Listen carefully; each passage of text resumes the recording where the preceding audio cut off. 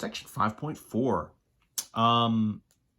We're going to start here with talking about the real numbers, and then we'll jump from there into a little bit of square root stuff, sort of estimating, using decimals to sort of estimate square roots that aren't perfect squares. This chapter in this section on the whole is a little bit of a grab bag. We'll do some order of operations and some algebraic expressions in some of the later videos as well.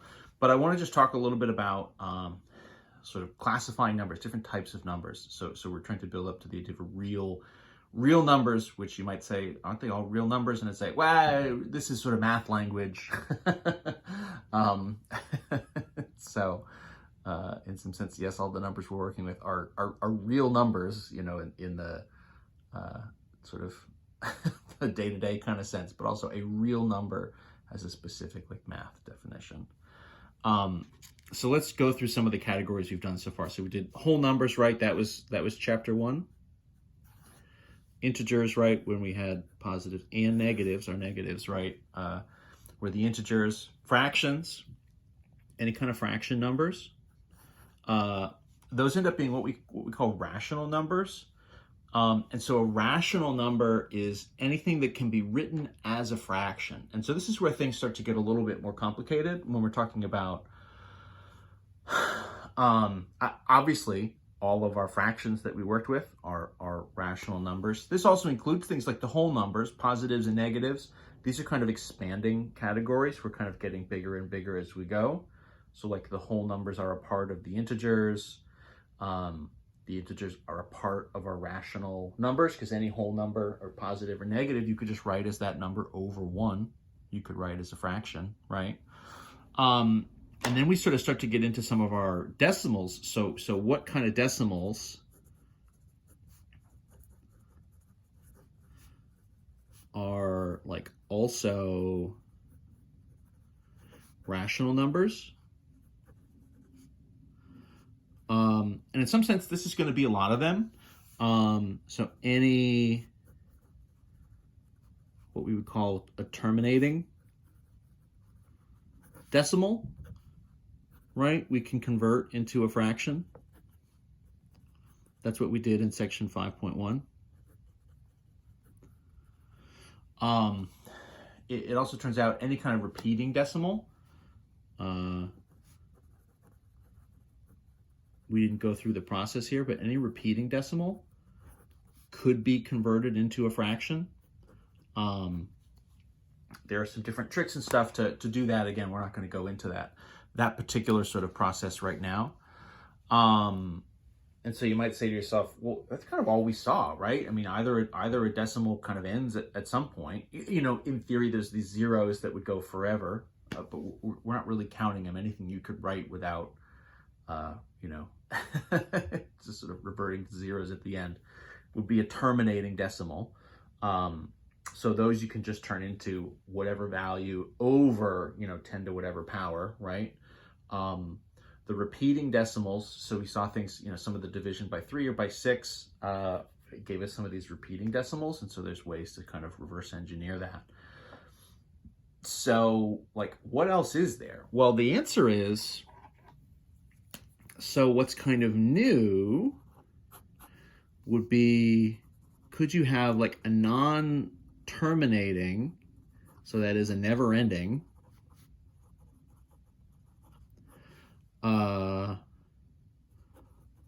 but also non-repeating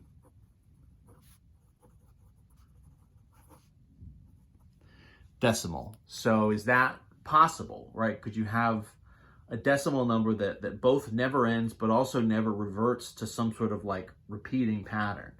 And the answer is yes, those exist. And those are going to be what we call irrational numbers. So that is, so decimals that neither end, they go on forever, but also they don't just essentially revert to any kind of pattern at any point.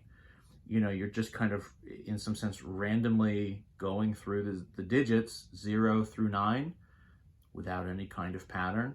You're just kind of continuing, and in theory you can just go forever, right? I mean, there's kind of no end to the place values, and so those things would just sort of go on and exist.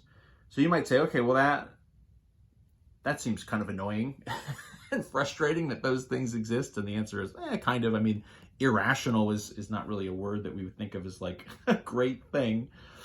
That's kind of in juxtaposed to rational numbers, right, which again are our sort of nicer decimals that we can write as fractions. So irrational numbers. And then what happens is sort of all of these things together form what we call the real numbers. So that's going to be these kind of all of our rational plus the irrationals. So all those together give us what we would call the real numbers. So those are sort of all of our, kind of all the numbers that sort of quote unquote would exist, these different types of numbers. Examples of irrational numbers. So I'm obviously not going to write any of these out because by definition they never end. They're sort of unwritable, right? They would sort of never go. But you've probably heard of the number pi. So that's like 3.14. But then it continues. If you've ever done any kind of geometry or trigonometry, pi is just a Greek letter, but it's used to represent this specific kind of irrational number that has to do with sort of circles and their kind of their radius versus their their sort of diameters versus their circumference. It's sort of a ratio of different measurements in a circle, how you relate the distance around the circle versus the distance across the circle. So you get this sort of particular number pi, and just sort of by happenstance, it is a decimal that never ends, and just goes on and on forever. It never ends and it never repeats. And it's a real number. You can kind of calculate, if you had these values, you can kind of do a calculation to find it. You've probably heard of, extremely nerdy math people who memorized the number pi out to however many decimal places. I'm not as nerdy as that to sort of have gone that far. Normally and conventionally, just for day-to-day stuff, you would probably use this 3.14. But that's an approximation. Pi itself goes on and on and on and on and on. Also numbers, so things that might seem as innocent as like the root of 2. So 2 is not a perfect square, right? But the square root of 2, it turns out, is also going to be an irrational number. So like as a decimal,